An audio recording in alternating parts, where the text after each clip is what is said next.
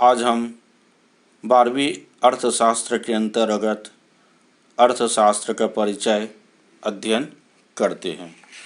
अर्थशास्त्र से आशय धन से संबंधित क्रियाओं का अध्ययन करने वाले शास्त्र को अर्थशास्त्र के नाम से जाना जाता है।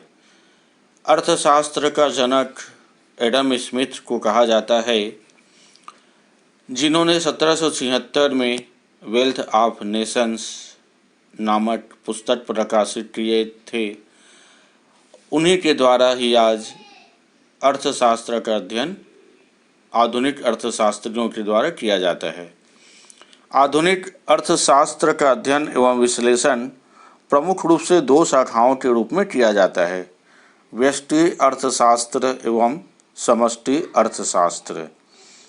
व्यष्टि अर्थशास्त्र से तात्पर्य होता है अत्यंत छोटी छोटी इकाइयाँ, अर्थात इसके अंतर्गत व्यक्ति, परिवार, उत्पादक फर्में, उद्योग आदि का अध्ययन किया जाता है।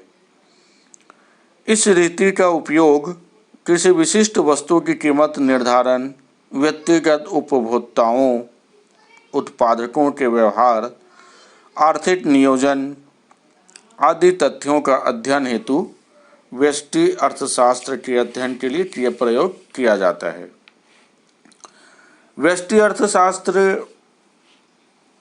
की विशेषताओं के अंतर्गत इसमें सिर्फ व्यक्तिगत इकाइयों का ही अध्ययन किया जाता है।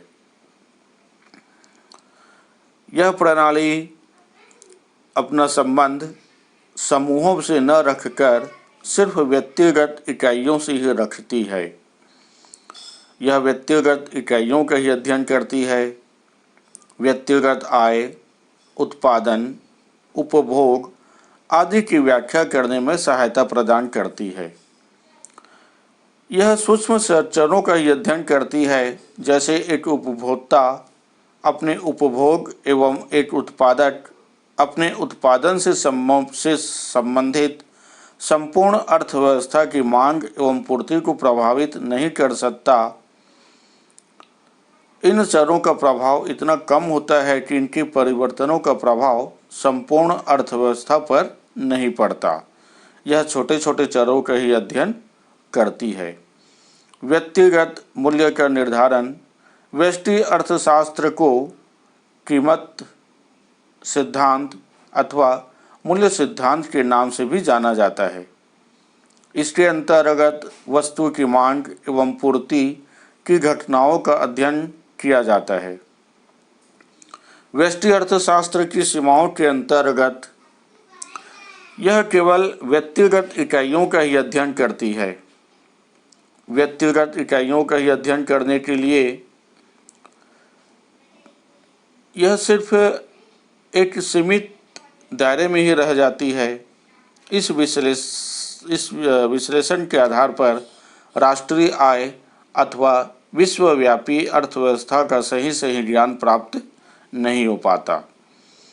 व्यष्टि अर्थशास्त्र अवास्तविक मान्यताओं पर आधारित होता है। व्यष्टि अर्थशास्त्र केवल पूर्ण रोजगार वाली अर्थव्यवस्था में ही कार्य कर सकता है, जबकि पूर्ण रोजगार वर्तमान स्थिति में सिर्फ एक काल्पनिक धारणा है। व्यवहारिक जीवन में पूर्ण प्रतियोगिता कभी नहीं पाई जाती। पूर्ण प्रतियोगिता के स्थान पर अपूर्ण प्रतियोगिता पाई जाती है। व्यष्टि अर्थशास्त्र के अंतर्गत संपूर्ण अर्थव्यवस्थाओं के लिए अनुपयुक्त माना जाता है। यह केवल व्यक्तिगत इकाइयों के अध्ययन के आधार पर निर्णय लेता है, इसलिए इनके जो निष्कर्ष निकाले जाते हैं वह सही साबित नहीं हो पाती।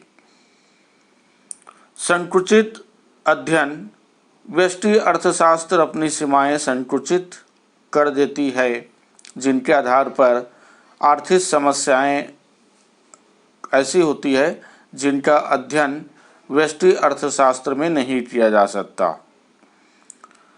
मौद्रिक नीति, राष्ट्रीय आय, रोजगार, राजकोषीय नीति, आय एवं धन का वितरण आदि यही कारण है कि आजकल व्यष्टि अर्थशास्त्र के स्थान पर समष्टि अर्थशास्त्र का महत्व दिनों दिन बढ़ती जा रही है।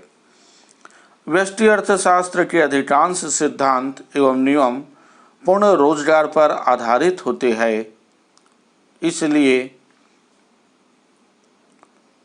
व्यष्टि अर्थशास्त्र की मान्यता अवास्तविक माना जाता है एवं अव्यवहारिक होता है। इस पर बने हुए नियम एवं सिद्धांत अव्यवहारिक ही कहे जाते हैं। व्यष्टि अर्थशास्त्र व्यक्तिगत इकाइयों की समस्याओं का ही समाधान करने में उपयोगी साबित होता है, अतः यह सिर्फ व्यक्तिगत समस्याओं का ही समाधान कर पाने में सफल सिद्ध होते हैं। दूसरापन आते हैं समष्टि अर्थशास्त्र।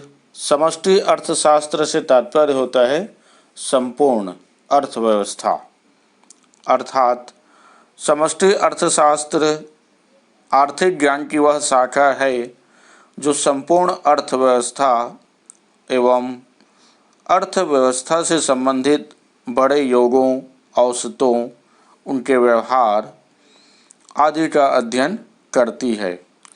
समष्टि अर्थशास्त्र विशिष्ट इकाइयों का अध्ययन न करके संपूर्ण अर्थव्यवस्था के कुल योगों का ही अध्ययन करता है, इसलिए इसे कुल योग संबंधी या सामूहिक अर्थशास्त्र के नाम से भी जाना जाता है।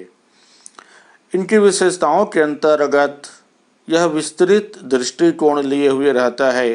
इसमें छोटी छोटी इकाइयों को महत्व न देते हुए राष्ट्रीय एवं अंतर्राष्ट्रीय आर्थिक समस्याओं का हल निकालने में समष्टि अर्थशास्त्र अपना महत्वपूर्ण योगदान प्रदान करता है। समष्टि अर्थशास्त्र का विस्तार एवं विश्लेषण विस्तृत होता है। इसके संबंध में सरकार के मौद्रिक एवं राजस्व नीति सामान्य प्रभावों का अध्ययन करती है।